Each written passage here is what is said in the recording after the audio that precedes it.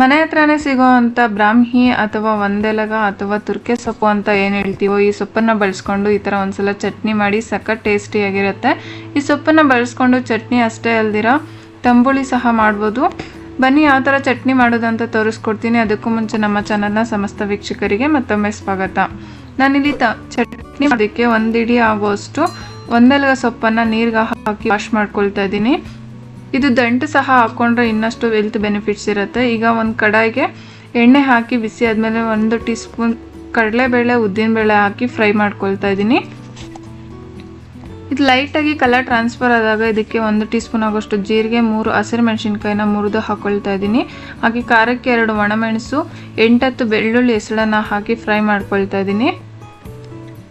ಮೆಣಸಿನ್ಕಾಯಿನ ಈ ಥರ ಮುರಿದು ಹಾಕೊಳ್ಳೋದ್ರಿಂದ ಸಿಡಿದಿರ ಇರುತ್ತೆ. ಈಗ ಅದಕ್ಕೇ ಸಾಂಬಾರು ಈರುಳ್ಳಿನ ಒಂದು 10-15 ಹಾಕ್ಕೊಳ್ತಾ ಇದ್ದೀನಿ. ಸಾಂಬಾರು ಈರುಳ್ಳಿ ಇಲ್ಲ ಅನ್ನೋದಾದರೆ ದೊಡ್ಡ ಈರುಳ್ಳಿನೂ ಸಹ ಹಾಕಿ ಫ್ರೈ ಮಾಡ್ಕೋಬಹುದು. ಈರುಳ್ಳಿ ಎಲ್ಲ ಪೂರ್ತಿಯಾಗಿ ಸಾಫ್ಟ್ ಆದಮೇಲೆ ಈಗ ಸಣ್ಣದಾಗಿ ಹೆಚ್ಚಿರುವಂಥ 1 ಟೊಮೊಟೊನ ಹಾಕ್ಕೊಳ್ತಾ ಇದ್ದೀನಿ.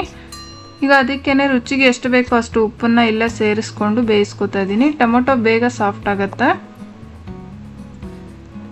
ನೋಡಿ. ಪೂರ್ತಿಯಾಗಿ ಟೊಮೊಟೊ ಸಾಫ್ಟ್ ಆದಮೇಲೆ ಈಗ ಸ್ಟವ್ ಆಫ್ ಮಾಡಿಕೊಂಡು ಅರ್ಧ ತೆಂಗಿನಕಾಯಿ ತುರಿನ ಸೇರಿಸ್ಕೊಂಡು ಅದ್ರ ಜೊತೆಗೇ ಹುಳಿಗೆ ಸ್ವಲ್ಪ ಹುಣಸೆಹಣ್ಣನ್ನು ಹಾಕ್ಕೊಳ್ತಾ ಇದ್ದೀನಿ. ಈಗ ಇದಿಷ್ಟನ್ನು ಚೆನ್ನಾಗಿ ಮಿಕ್ಸ್ ಮಾಡಿಕೊಂಡು ಆಗಲೇ ತೊಳೆದಿಟ್ಕೊಂಡಿದ್ದಂಥ ಒಂದೆಲಗ ಸೊಪ್ಪನ್ನು ಇದಕ್ಕೆ ಸೇರಿಸಿ ಕೈ ಆಡಬೇಕು. ಸ್ಟವ್ ಆನಲ್ಲೇ ಇಟ್ಕೊಂಡು ಸೊಪ್ಪನ್ನು ಫ್ರೈ ಮಾಡ್ಕೋಬೇಡಿ. ಆ ಥರ ಮಾಡೋದ್ರಿಂದ ಡೈರೆಕ್ಟಾಗಿ ಬಾಡಿಗೆ ಬೇಕಾಗಿರೋವಂಥ ಹೆಲ್ದಿ ಬೆನಿಫಿಟ್ಸ್ ಏನೂ ಸಿಗೋದಿಲ್ಲ. ಈಗ ಅದಕ್ಕೇ ಸ್ವಲ್ಪ ಕೊತ್ತಂಬರಿನ ಹಾಕಿ ಮಿಕ್ಸ್ ಮಾಡಿ ತಣಿಯೋದಕ್ಕೆ ಬಿಡ್ತಾ ಇದ್ದೀನಿ. ಈ ಬ್ರಾಹ್ಮಿ ಎಲೆನ ಡೈರೆಕ್ಟಾಗಿ ಹಸಿದನ್ನೇ ತಿನ್ನೋದ್ರಿಂದ, ಅದರಲ್ಲೂ ಖಾಲಿ ಹೊಟ್ಟೆಯಲ್ಲಿ ತಿನ್ನೋದ್ರಿಂದ ತುಂಬಾ ಹೆಲ್ತ್ ಬೆನಿಫಿಟ್ಸ್ ಇದೆ. ಈಗ ನೋಡಿ ತಣ್ಣದಿದೆ. ಇದನ್ನು ಒಂದು ಮಿಕ್ಸರ್ ಜಾರ್ಗೆ ಹಾಕ್ಕೊಂಡು ತರ್ತರಿಯಾಗಿ ರುಬ್ಕೋಬೇಕು. ಪೂರ್ತಿಯಾಗಿ ಪೇಸ್ಟ್ ಮಾಡಿಕೊಂಡ್ರೆ ರುಚಿ ಅನಿಸೋದಿಲ್ಲ. ಈ ಬ್ರಾಹ್ಮಿ ಎಲೆ ಮೆದುಳಿನ ಆಕಾರದಲ್ಲೇ ಇರೋದ್ರಿಂದ ಮಕ್ಕಳ ಬ್ರೈನ್ ಡೆವಲಪ್ಮೆಂಟ್ಗೂ ಸಹ ತುಂಬಾ ಹೆಲ್ಪ್ ಆಗುತ್ತೆ. ಅಷ್ಟೇ ಅಲ್ದಿರ ಎದೆಯಲ್ಲಿರೋವಂಥ ಕಫದ ಗೂಡನ್ನು ಸಹ ಹೊಡೆದಾಕತ್ತೆ. ಕೆಮ್ಮು ನೆಗಡಿ ಬಂದಾಗೂ ಸಹ ಬೇಗ ಕ್ಯೂರ್ ಆಗುತ್ತೆ. ಇದು ಕೆಮ್ಮು ನೆಗಡಿಗೆ ಒಂಥರ ಮನೆಮದ್ದು ಅಂತ ಹೇಳ್ಬಹುದು.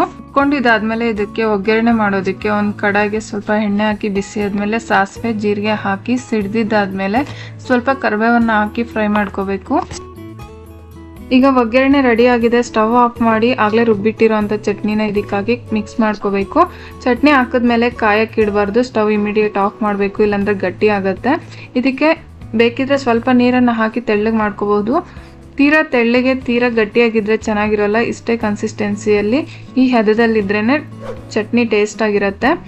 ಡೈಲಿ ಬರೀ ಮಸಾಲೆಗಳಿಂದನೇ ಮಾಡಿರೋ ಅಡುಗೆ ತಿನ್ನೋದ್ರಿಂದ ಹೆಲ್ತಲ್ಲಿ ತುಂಬಾ ಏರ್ಪೇರ್ ಆಗುತ್ತೆ. ಅಷ್ಟೇ ಅಲ್ದಿರ ಗ್ಯಾಸ್ಟ್ರಿಕ್ ಅಂತೆ, ಅಜೀರ್ಣ ಈ ಥರ ಎಲ್ಲ ಆಗುತ್ತೆ. ಆದರೆ ಈ ಬ್ರಾಹ್ಮಿ ಎಲೆಯಲ್ಲಿ ವಿಟಮಿನ್ ಇ ಹೇರಳವಾಗಿರೋದ್ರಿಂದ ಇದು ಮಲಬದ್ಧತೆ ಹಾಗೆ ಅಜೀರ್ಣ ಕ್ರಿಯೆಗೂ ಸಹ ಮನೆಮದ್ದು ಹೌದು.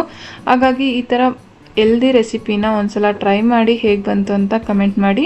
ಫ್ರೆಂಡ್ಸ್ ಆ್ಯಂಡ್ ಫ್ಯಾಮಿಲಿಗೆ ಶೇರ್ ಮಾಡಿ. ಇನ್ನಷ್ಟು ಈಸಿ ರೆಸಿಪೀಸ್ಗೋಸ್ಕರ ಹಾಗೆ ಹೆಲ್ದಿ ರೆಸಿಪೀಸ್ಗೋಸ್ಕರ ನಮ್ಮ ಚಾನಲನ್ನು ಸಬ್ಸ್ಕ್ರೈಬ್ ಮಾಡಿ. Thank you for watching.